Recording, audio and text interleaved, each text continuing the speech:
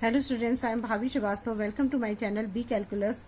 आज हम करेंगे चैप्टर 7 है परम्यूटेशन एंड कॉम्बिनेशन, एक्सरसाइज 7.2 करेंगे। देखिए इसमें 7.2 में सबसे पहले आपको ये समझना जरूरी है कि फैक्टोरियल क्या होता है। देखिए फैक्टोरियल जो है, इसका ये आप समझ जाओगे तो इसमें आगे एक्सरसाइज में करने के लिए बहुत ही ईजी हो जाएगा, आप बहुत आराम से कर लोगे। तो देखिए फैक्टोरियल को पहले किस सिंबल से शो करते हैं, उसका सिंबल होता है ये। देखिए ये सिंबल होता है और या ये सिंबल होता है, ये दो सिंबल होते हैं। या आगे से मान लीजिए आपको कि अगर कोई कहता है 7 फैक्टोरियल लिखना है तो आप 7 फैक्टोरियल इसको ऐसे लिखोगे। अगर कोई बोलता है 2 फैक्टोरियल लिखना है तो आप इसको ऐसे लिखोगे। ठीक है, ऐसे भी लिख सकते हो, ऐसे भी लिख सकते हो, ऐसे भी लिख सकते हैं हम ना। तो ये इसे हम बोलते हैं फैक्टोरियल ना। अब देखिए अगर फैक्टोरियल को अगर हम इसको फैक्टोरियल को लिखना चाहते, देखिए अगर हम फैक्टोरियल नंबर मान लीजिए आपको ये 7i दिया है ना, अगर आप 7 फैक्टोरियल दे रखा है, अगर आप इसको ही लिखना चाह रहे हो, नंबर्स में से चेंज कर रहे हो, तो इसमें कैसे लिखेंगे? इसको हम क्या करते हैं, ऐसे भी लिख सकते हैं 1 2 3 4 5 6, ऐसे भी लिख सकते हैं ना। 6 और ये हो गया, और ये 7 तक है ना, तो 7 तक पूरा लिखेंगे, ऐसे लिख देंगे। और या इसको आप ऐसे भी लिख सकते हो 7 6 5 4 3 2 1, ऐसे भी लिख सकते हैं हम ना। तो इसके कई तरीके हैं लिखने के, मैं आगे भी आपको बताऊंगी थोड़ा सा भी कैसे करना। पहले मैं एक दो एग्जांपल इसी के दे देती हूँ आपको ना। अब जैसे मान लीजिए आपको दे रखा है 5 फैक्टोरियल दे रखा है, तो इसे आप ऐसे ही लिखो, ये ज़्यादा बेटर रहता है। 5 4 3 2 1, ये हो गया। ईजी है ना, ऐसे करना बहुत ईजी है। अब देखिए मान लीजिए आपको, अब देखिए एक 4i बताती हूँ, 4 फैक्टोरियल बताती हूँ। तो ये कैसे लिखेंगे? 4 3 2 और 1, ऐसे भी लिख सकते हैं हम ना। ये दोनों ही तरीके लिखने के लिए। अब देखिए मान लीजिए कि आपको कोई दे रखा है, मान लीजिए आपको 8i दे रहा है, 8 फैक्टोरियल दे रखा है ना। 8 फैक्टोरियल को चेंज करना है आपको। तो अब देखो आपने जो ये यहाँ पर करा था, ये क्वेश्चन जो है, जैसे ये 4 तक करा ना, तो हम इसको ऐसे भी तो लिख सकते थे कि 8 7 इंटू 6 इंटू 5 और ये 4i ये पूरा है ना 4, तो इसको ना लिख के यहाँ पर 4 फैक्टोरियल लिख दे। ये 4 फैक्टोरियल लिखा है ना आपने, 4 फैक्टोरियल लिखा है, तो हम इसको ऐसे भी तो लिख सकते हैं कि हम इसको 8 7 6 इंटू 5 इंटू 4 फैक्टोरियल लिख लें। ये हमें अकॉर्डिंग टू सिचुएशन जो भी क्वेश्चन दे रखा है उसके हिसाब से आप करोगे।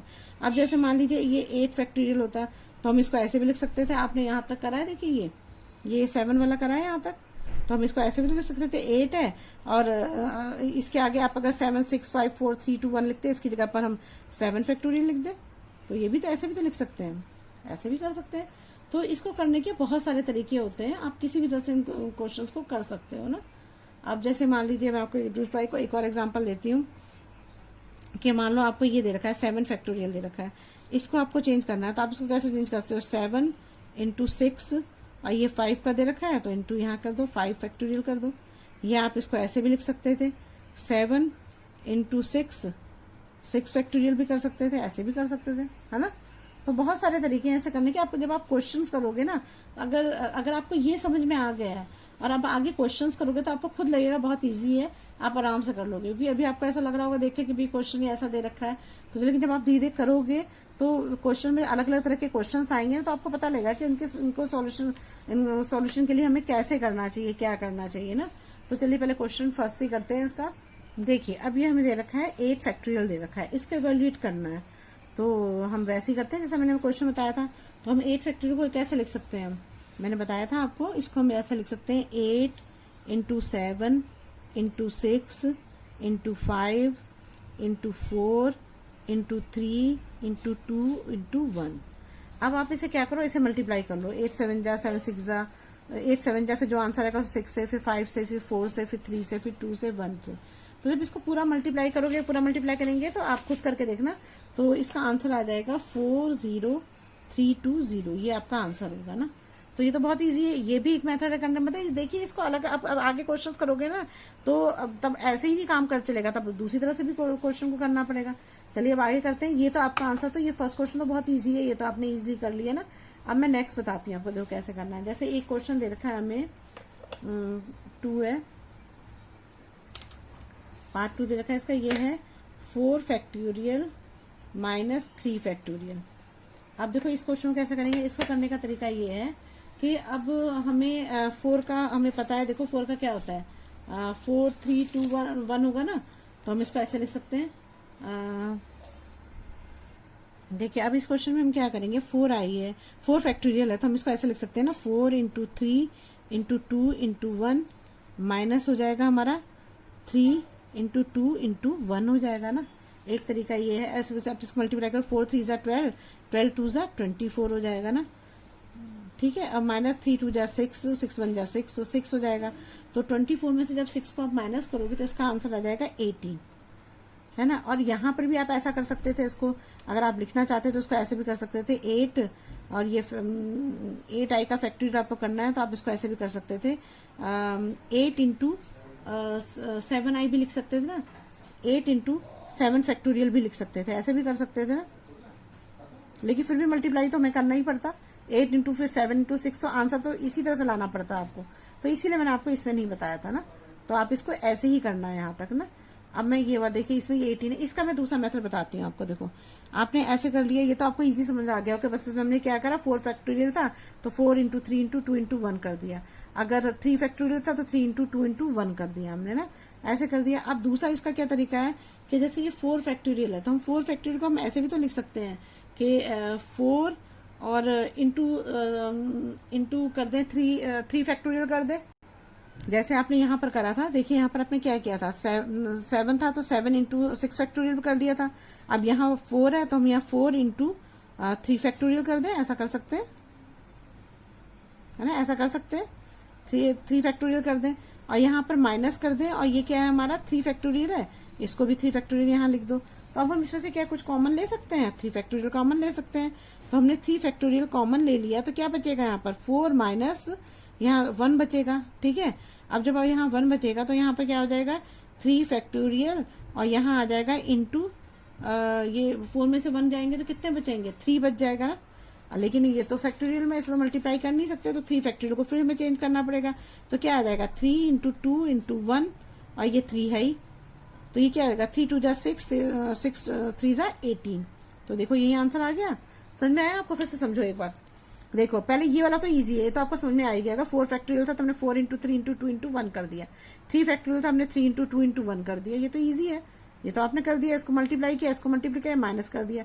इस वाले में समझो ये मेन है मेथड, क्योंकि आगे बड़े बड़े क्वेश्चंस आएंगे तो आप इन मेथड से नहीं कर सकते इनको, जो ये वाला मेथड है इन्हें नहीं यूज कर सकते, आपको यही मेथड यूज करना पड़ेगा। तो हमने क्या करा कि हम जैसे मैंने आपको बताया था कि अगर 7 फैक्टोरियल है तो हम 7 फैक्टोरियल को ऐसे भी लिख सकते हैं कि 7 फैक्टोरियल इंटू 7 इंटू इसमें कहाँ ये रहा एग्जाम्पल, ये रहा ना, 7 इंटू 6 इंटू 5 फैक्टोरियल लिख सकते हैं, 7 इंटू 6 फैक्टोरियल लिख सकते हैं ना, ऐसे कर सकते हैं ना। तो अगर हमारे पास 4 फैक्टोरियल है तो हम उसे 4 इंटू 3 फैक्टोरियल भी तो लिख सकते हैं। तो मैंने यही करा यहाँ पर, 4 इंटू 3 फैक्टोरियल कर दिया। अब माइनस 3 फैक्टोरियल था इसमें, मैंने इसमें से 3 फैक्टोरियल कॉमन ले लिया, तो यहाँ 4 माइनस 1 बच गया। तो अब 4 माइनस 1 करा तो 3 आ गए यहाँ पर। अब 3 फैक्टोरियल को हमें चेंज करना, तो मैंने 3 into 2 into 1 equal two into 3 हो जाएगा, तो 18 आ गया आंसर। दोनों का आंसर इक्वल आ रहा है। तो इसमें क्या होता है कि क्वेश्चन का आंसर लाने के लिए भी हमें अलग अलग तरह की टेक्निक यूज करनी पड़ती है ना, तो ये भी हमें ध्यान रखना है ना। अच्छा देखिए एक चीज मैं आपको और बता दूं, देखिए कभी कभी क्वेश्चन ऐसे भी आता है कि जैसे n फैक्टोरियल दे रखा है, तो n फैक्टोरियल क्या है हमारा, ये is a product of first n natural numbers. n में भी पूछते हैं ना, तो वो भी आपको बताना पड़ेगा। अच्छा एक चीज और है आपको कि अगर मान लीजिए कि 0 फैक्टोरियल दे रखा है तो इसका क्या होता है, इसकी वैल्यू कितनी होती है, 1 होती है। और अगर 1 फैक्टोरियल दे रखा है तो इसकी वैल्यू कितनी होगी, इसकी भी 1 ही होती है। ध्यान रखिएगा इसका ना, क्योंकि हम जब 1 फैक्टोरियल होता है तो 1 ही होगा, क्योंकि यहाँ पर देखिए जैसे 8 है तो 8 इंटू 7 इंटू 6 है, अब यहाँ 1 है तो 1 ही होगा, ठीक है ना। और ये हमें लर्न करना पड़ेगा कि 0 फैक्टोरियल की वैल्यू जो होती है 1 होती है। तो ये चीज आपको याद रखनी है। अब चलिए नेक्स्ट करते हैं। अब देखिए क्वेश्चन सेकंड दे रखा है इसमें, is 3 factorial plus 4 factorial equal to 7 factorial, क्या ये सही है? ये आपको प्रूव बताना है। तो हम ऐसा करते हैं, इस टाइप के क्वेश्चन में जब हम तो दोनों को इक्वल प्रूव करना है ना कि इक्वल है या नहीं, ये बताना है। तो हम क्या करते हैं, ये जब आप किसी भी चीज को तभी इक्वल प्रूव कर पाओगे जब इसे भी सॉल्व करोगे, इसे भी सॉल्व करोगे। तो ये LHS और RHS ले लेते हैं। तो पहले LHS को सॉल्व करते हैं ना। देखिए, तो हमारा है ये 3 फैक्टोरियल प्लस 4 फैक्टोरियल है ना। ठीक है, अब देखिए इसको कैसे सॉल्व करेंगे। 3 फैक्टोरियल है तो वही पुराना वाला मेथड यूज करके देखते हैं जो हमने अभी किया था फर्स्ट के सेकंड पार्ट में। तो ये 3 फैक्टोरियल, क्यों बड़े वाले को तो चेंज करना पड़ेगा, छोटे वाले को थोड़ा चेंज करेंगे। तो ये हमारा क्या हो जाएगा, हमारा हो जाएगा यहाँ पर 4 इंटू 3 फैक्टोरियल हो जाएगा। ठीक है, अब इसमें से हम क्या करेंगे कि 3 फैक्टोरियल को कॉमन ले लेंगे। 3 फैक्टोरियल को कॉमन लोगे तो यहाँ क्या बचेगा, 1 प्लस 4 बच जाएगा। अब 3 फैक्टोरियल को जब आप 1 प्लस 4 करोगे तो कितना आ जाएगा, यहाँ पर 5 हो जाएगा। अब 3 फैक्टोरियल को आप चेंज कर दो तो क्या हो जाएगा, 3 इंटू 2 इंटू 1 और इंटू 5। तो 3 2 जा 6, 6 1 जा 6, 6 5 जा 30। तो आपका आंसर क्या है, 30 आ गया। ठीक है, ये आपका 30 आ गया। अब वो ले लो, RHS ले लो। RHS है हमारा 7 फैक्टोरियल है ना। अब 7 फैक्टोरियल को क्या कर सकते हो आप, या तो मल्टीप्लाई कर दो, मल्टीप्लाई ही करना पड़ेगा क्योंकि 7 फैक्टोरियल है। तो आप उसमें ना कुछ कॉमन ले सकते हो ना कुछ कर सकते हो।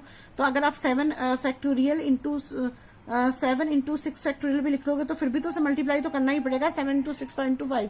तो कोई फायदा तो है नहीं। तो हम क्या करते हैं, इसको 7 फैक्टोरियल को हम लिख देते हैं यहाँ पर 7 into 6 into 5 into 4 into 3 into 2 into 1।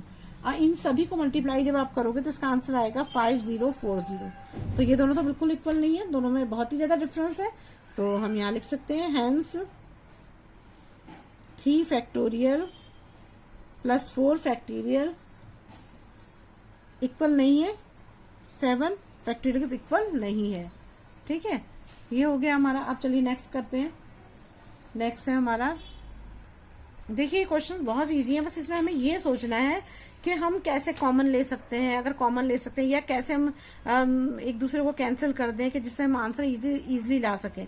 बस यही सब चीजें हमें करनी है। नहीं तो आपको तो पता ही लग गया फैक्टोरियल कैसे चेंज करना है। अब देखिए जैसे हमारा ये क्वेश्चन दे रखा है, तो अब इसमें 8 फैक्टोरियल है, ये सबसे बड़ा फैक्टोरियल है। इसे तो हम कुछ चेंज करने, इसको चेंज करने का इसी को चेंज करेंगे जिससे कि ये इससे नीचे वाले से कट जाए, या कुछ ऐसा करेंगे जिससे ये दोनों कैंसिल हो जाए ऊपर नीचे वाले। तो हम इसको ऐसे भी तो लिख सकते हैं।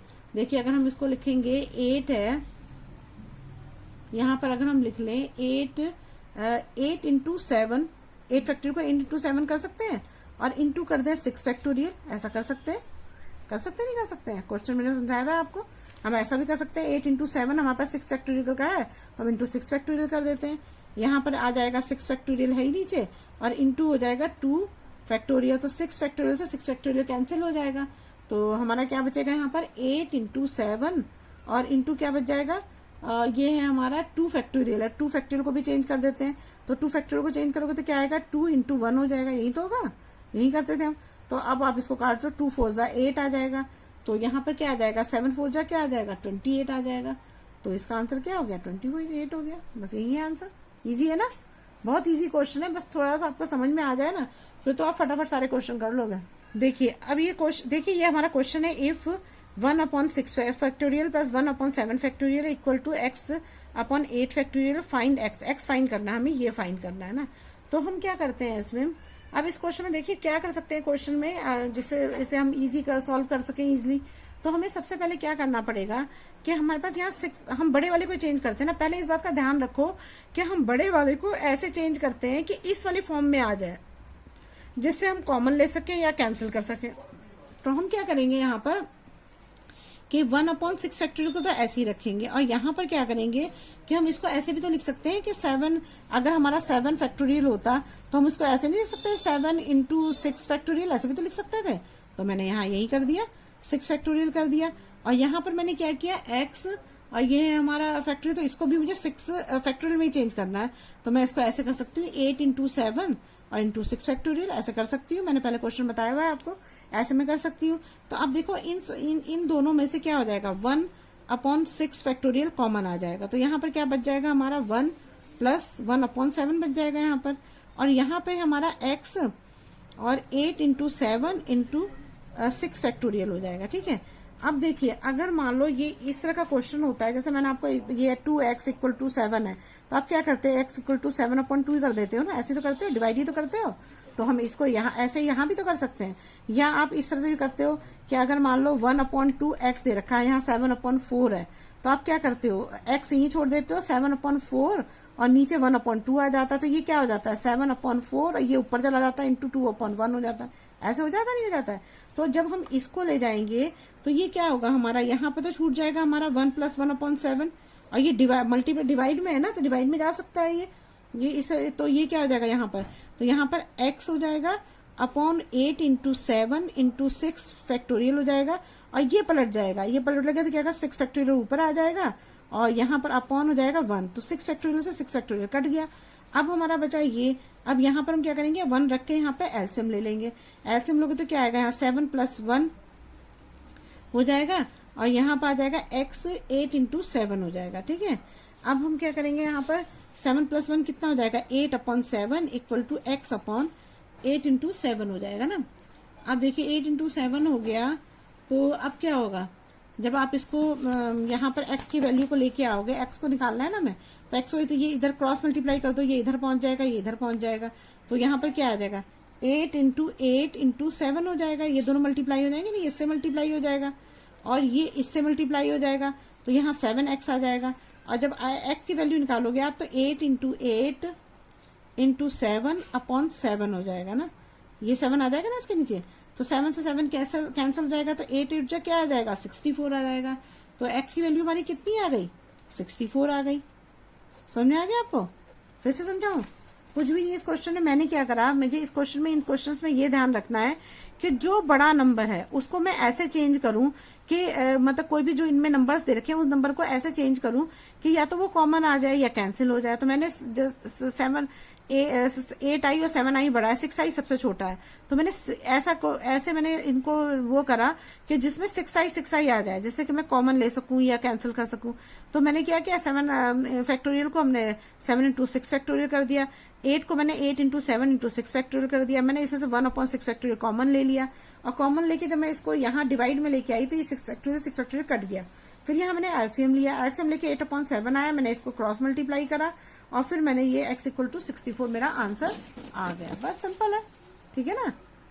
चलिए अब नेक्स्ट करते हैं। देखिए अब ये नेक्स्ट क्वेश्चन है, इसमें दे रखा है हमें, क्वेश्चन 5 है ये, इसमें दे रखा है evaluate n factorial upon n - r factorial बाहर है, मतलब ब्रैकेट में दोनों में ही फैक्टोरियल है क्योंकि ब्रैकेट के बाहर है, कॉमन लिया हुआ है ना। तो अब हम क्या करेंगे, देखिए इस क्वेश्चन को, इसी में हम इसको n की वैल्यू भी दे रखी है, r की वैल्यू दे रखी है, हम इसमें रख देंगे इसको। तो हमारा ये है ना n factorial upon n - r है ना, और ये ब्रैकेट के अंदर ये है फैक्टोरियल है ना। अब देखिए n की वैल्यू हो जाएगी तो ये क्या आ जाएगा 6 फैक्टोरियल हो गया है, और अपॉन क्या हो जाएगा, n कितना है 6 फैक्टोरियल, और माइनस कितना हो जाएगा, r की वैल्यू 2 है तो 2 फैक्टोरियल। मैंने इसको अलग अलग कर दिया, खोल दोगे तो यही आएगा ना, n फैक्टोरियल r फैक्टोरियल तो होगा। तो अब देखिए जब हम इसको सॉल्व करते हैं तो 6 फैक्टोरियल तो ऐसा ही रहेगा, और इसमें से 6 फैक्टोरियल में से 2 फैक्टोरियल माइनस कर सकते हैं कि दोनों ही फैक्टोरियल में, तो यहाँ आ जाएगा हमारा 4 फैक्टोरियल आ जाएगा। तो मैंने अब इसके बाद आपको क्या बताया था कि जो बड़ा नंबर होता है उसको छोटे वाले नंबर में ऐसे चेंज करते हैं कि वो कैंसिल हो जाए या कॉमन आ जाए। तो मैं इसको क्या करती हूँ, 6 फैक्टोरियल को चेंज करती हूँ। तो 6 फैक्टोरियल को चेंज करूंगी तो क्या आएगा मेरा, क्या करेंगे इसको हम ऐसे लिख सकते हैं 6 × 5 × 4 × 3 × 1 आएगा ना, लेकिन मैं तो उसको 4 फैक्टोरियल में चेंज करना चाहती हूँ। तो 6 × 5 × 4 फैक्टोरियल कर दिया, 4 फैक्टोरियल का मतलब भी तो वही हुआ, 4 × 3 × 2 × 1 हो जाएगा। तो यहाँ आएगा हमारा 4 फैक्टोरियल। तो अब क्या होगा, 4 फैक्टोरियल से 4 फैक्टोरियल कैंसिल हो गया, तो क्या आ जाएगा, यहाँ पर आंसर आ जाएगा हमारा 30 आ जाएगा। तो हमारा जो बस ये आंसर आ गया इसका ना।